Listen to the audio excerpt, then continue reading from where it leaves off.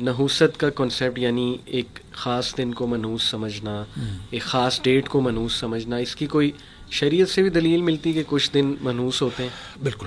اچھا، دیکھیں دو طرح کے لوگ ہیں جن کو شیاطین کچھ نہیں کہتے. دیکھیں لوگ اپنے اعمال کو نہیں دیکھتے اور جادو پہ ڈال دیتے ہیں کہ جی جادو ہو گیا یا یہ کہ نظر بد ہو گیا، حالانکہ حقیقت ہے، لیکن ہر چیز اس پہ ڈال دینا.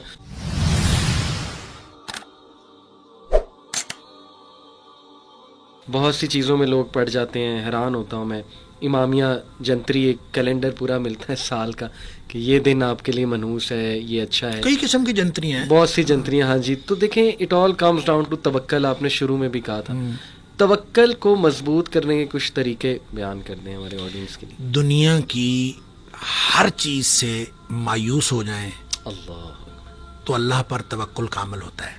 واہ. جب تک آپ کا دنیا کی کسی چیز پر بھروسہ رہتا ہے نا تو اللہ پر توکل کامل نہیں ہو سکتا. جزوی بھروسہ ہوگا. صحیح. آپ کہتے ہیں کہ یار بس ایک تیرا سہارا ہے اور ایک اللہ کا سہارا ہے، اللہ. تو چلیں آپ پہلے یہ والا سہارا استعمال کر لیں. صحیح. پھر اللہ تعالیٰ کہتا ہے پھر آ جانا میرے پاس. اللہ. تو آپ کیوں نہیں کہتے بس صرف اللہ کا سہارا ہے؟ کیا بات. اور اللہ یہ اسباب ہیں جی جی.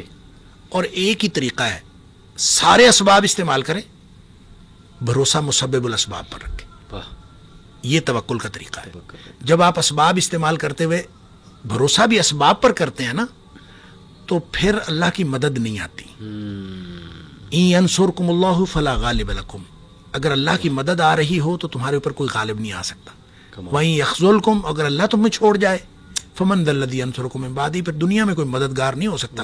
وعلی اللہ فلیتوکل المؤمنون. مومنوں کا بھروسہ صرف اللہ پر ہونا چاہیے. دیکھیں یہ قرآن نے جہاں کہیں توکل کی بات کی ہے نا وہاں پہ فلیتوکل المؤمنون علی اللہ، یہ ہے فکرہ درست. صحیح. فلیتوکل المؤمنون علی اللہ، یہ ہونا چاہیے صحیح. کہ بس چاہیے کہ مومن بھروسہ کریں اللہ پر. صحیح. لیکن جہاں کہیں بات ہوئی ہے نا وہاں اللہ تعالیٰ نے یہ اسلوب اختیار فرمایا ہے وَعَلَى اللَّهِ فَلْيَتَوَكَّلِ الْمُؤْمِنُونَ. سٹریس اس بات پر ہے اللہ ہی پر بھروسہ کرنا. واہ. ٹھیک ہے. اگر آپ جزوی بھروسہ کریں گے تو پھر اللہ اس کے نتائج بھی جزوی نکلیں گے. صحیح. جب آپ صحیح. کمپلیٹ بھروسہ کریں گے تو اس کے نتائج بھی کمپلیٹ نکلیں گے. لہٰذا دنیا والوں سے مایوس ہوتے جائیں ہوتے جائیں ہوتے جائیں. تو جب آپ دنیا والوں سے اور میٹیریل سورسز سے کمپلیٹلی مایوس ہو جائیں گے اس وقت آپ کا مکمل بھروسہ ہوگا اللہ پر. کیا بات. کبھی نہ سوچیں کہ یہ میرے ارد گرد والے یہ مجھے کوئی نقصان یا فائدہ. دیکھیں اللہ تعالیٰ اللہ کے رسول صلی اللہ علیہ وسلم نے حضرت ابن عباس رضی اللہ تعالیٰ عنہ کو عقیدہ سکھایا تھا. ابھی بچے تھے، جی. عقیدہ سکھایا، 10 باتیں بتائیں. اس میں 2 باتیں یہ بتائیں کہ یہ یقین کر لو کہ اگر ساری دنیا اکٹھی ہو جائے تمہیں نقصان پہنچانے کے لیے تو کوئی نقصان نہیں پہنچا سکتے جب تک اللہ نہ چاہے. بے شک. اور اگر ساری دنیا تیرا فائدہ کرنے کے لیے اکٹھی ہو جائے تو تجھے فائدہ نہیں دے سکتی جب تک اللہ نہ چاہے. بے شک. بس یہ عقیدہ ہے. کیا بات. تو پھر توکل کیوں نہیں ہوتا اللہ پر؟ کیا بات. پھر توکل ہوتا ہے. لہٰذا جو عملی طریقہ ہے کہ سارے اللہ کے دیے ہوئے اسباب استعمال کرنے ہیں، جائز اسباب. جی. تمام جائز اسباب استعمال کرنے ہیں اور بھروسہ مسبب الاسباب پر رکھنا. کمال. اسباب پر بھروسہ نہیں رکھنا، مسبب الاسباب پر بھروسہ رکھنا ہے. جس نے اسباب بنائے ہیں جب اس پر بھروسہ ہوگا تو انشاءاللہ نتائج ہمیشہ پازیٹیو نکلیں گے. نحوست کا کنسیپٹ یعنی ایک خاص دن کو منحوس سمجھنا، ایک خاص ڈیٹ کو منحوس سمجھنا، اس کی کوئی شریعت سے بھی دلیل ملتی کہ کچھ دن منحوس ہوتے ہیں؟ بالکل. اچھا. منحوس دیکھیں بہت سارے دن برکت والے دن ہوتے ہیں. جمعے کا دن برکت والا دن. صحیح. جمعے اور جمعے کی رات کی درمیانی رات برکت والی. پھر جمعے کے دن ایک ایسی گھڑی ہے صحیح جو برکت والی گھڑی ہے، اس میں دعائیں قبول ہوتی ہیں. پھر نبی کریم صلی اللہ علیہ وسلم نے فرمایا ہر رات میں ایک قبولیت کی گھڑی ہوتی ہے. پھر جو رات کا تیسرا پہر ہے، پچھلا حصہ، جی. اس اللہ تعالیٰ آسمان دنیا پہ آ جاتے ہیں. یہ مبارک گھڑی ہے. اچھا یہ مبارک اور منحوس کا تعلق تو ہے. صحیح. رمضان مبارک مہینہ ہے، بالکل ٹھیک. رمضان مبارک ہے. صحیح. اچھا یہ چیزیں ٹھیک ہیں، ٹھیک. لیکن ایک اس کا مطلب یہ نہیں ہے کہ باقی دن منحوس ہیں. صحیح. اچھا دنوں کے منحوس یا مبارک ہونے کی جو وجہ ہوتی ہے وہ انسانوں کے اعمال ہوتے ہیں. اللہ.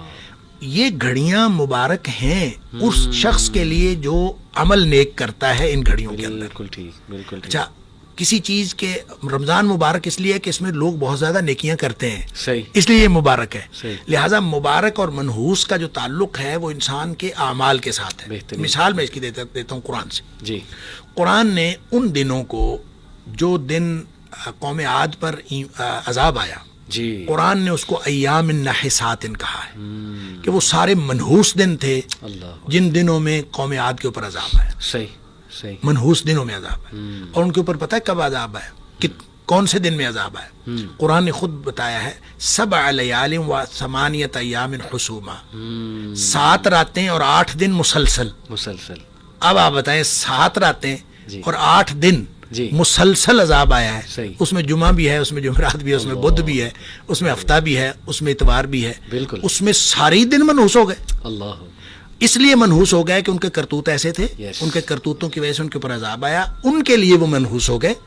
جو لوگ نیک عمل کریں گے ان کے لیے مبارک ہے. واہ, اس لیے مبارک, برکت اور نحوست کا کانسیپٹ بالکل شریعت کے اندر ہے, جی. لیکن اس کا تعلق انسان کے عمل کے ساتھ ہے. سبحان اللہ. انسان جن اعمال کو اللہ تعالیٰ کی توحید کے لیے اور اللہ تعالیٰ کی بندگی بجا لانے کے لیے استعمال کر لیتا ہے وہ مبارک ہیں, اور جو انسان کے وہ گھڑیاں اور وہ اوقات جی. جو اللہ تعالیٰ کی بندگی کے بغیر گزر جاتے ہیں وہ منحوس ہیں. لہٰذا نحوست پیدا کرنا یا برکت پیدا کرنا انسان کے اپنے ہاتھ میں ہے, اور وہ عمل کے ذریعے سے ہے برکت پیدا ہوتی ہے, اور عمل کے ذریعے سے ہی نحوست پیدا. یعنی آپ دیکھیں لوگ اپنے اعمال کو نہیں دیکھتے اور جادو پہ ڈال دیتے ہیں کہ جی جادو ہو گیا یا یہ کہ نظر بد ہو گیا, حالانکہ حقیقت ہے, لیکن ہر چیز اس پہ ڈال دینا, یہ دیکھنا ہی نہ کہ گھر کا ماحول خراب شاید میرے اعمال نے کیا ہوا ہے. جادو ہم خود کر رہے ہوتے ہیں نا, جادوگر تو ہم خود ہوتے ہیں.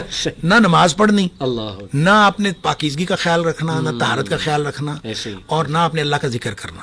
3 باتیں ہیں صحیح, قرآن نے کہا ہے یہ زندگی کی کامیابی کا علاج, یا اس کو اصول علاج کہہ لیں. جی, قد افلح من تزکا سبحان وذکر اسم ربہ فصلی. واہ, 3 باتیں ہیں, پاکیزگی, نماز اور اللہ کا ذکر. کیا بات, اگر یہ 3 چیزیں کر لیں گے تو آپ کامیاب ہیں, اور یہ شیطانی قوتیں آپ کو کوئی نقصان نہیں پہنچا سکتی.